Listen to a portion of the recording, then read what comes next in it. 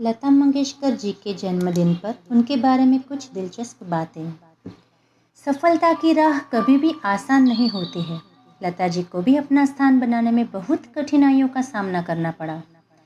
कई संगीतकारों ने तो उनको शुरू में पतली आवाज़ के कारण काम देने से साफ मना कर दिया था। उस समय की प्रसिद्ध पार्श्व गायिका नूरजहां के साथ लता जी की तुलना की जाती थी, लेकिन धीरे धीरे अपनी लगन और प्रतिभा के बल पर उनको काम मिलने लगा। लता जी की अद्भुत कामयाबी ने लता जी को फिल्मी जगत की सबसे मजबूत महिला बना दिया था।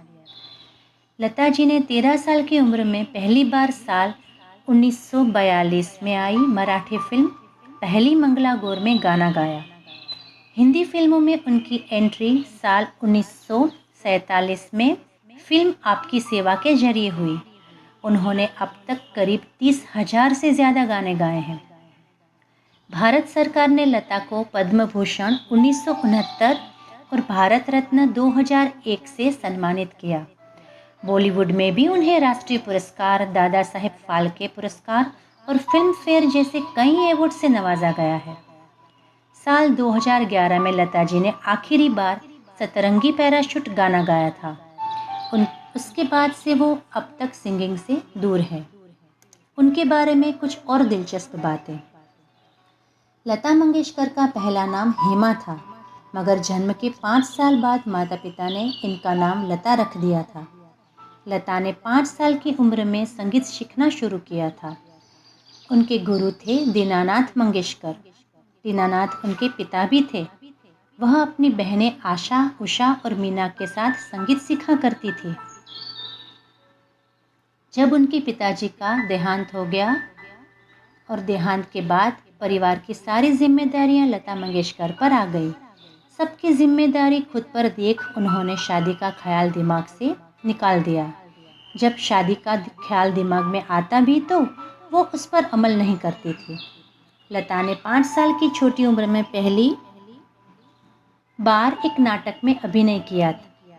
इसके बाद 14 वर्ष की उम्र में लता फिल्मों में हीरो या हीरोइन की बहन का रोल अदा किया करती थी। लेकिन लता की दिलचस्पी तो संगीत में ही थी, तो उन्होंने संगीत सीखना जारी रखा। आपको जानकर हैरानी होगी, लेकिन ये सच है कि लता केवल एक ही दिन के लिए स्कूल गई थी। दरअसल लता पहली बार अपनी छोटी बहन आशा भोसले के साथ स्कूल गई।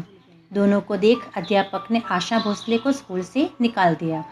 टीचर ने कहा दोनों को अलग अलग फीस देनी होगी, जिसके बाद लता ने स्कूल जाना छोड़ दिया। एक दिन स्कूल गई लता को न्यूयॉर्क यूनिवर्सिटी सहित 6 विश्वविद्यालयों में मानक उपाधि से नवाजा गया। जब पहली बार लता जी ने स्टेज पर गाना गाया था तो इसके लिए उन्हें 25 रुपये दिए गए थे, जिसे वह पहली कमाई के रूप में देखती हैं। लता मंगेशकर फिल्म इंडस्ट्री की पहली महिला है जिन्हें भारत रत्न और दादा साहेब फाल्के पुरस्कार प्राप्त हुआ। साल 1974 में लता मंगेशकर को दुनिया में सबसे अधिक गीत गाने का रिकॉर्ड बनाया था। इसे गिनीज वर्ल्ड रिकॉर्ड में भी दर्ज किया गया। लता मंगेशकर ने 20 भाषाओं में 30,000 गाने गाए हैं।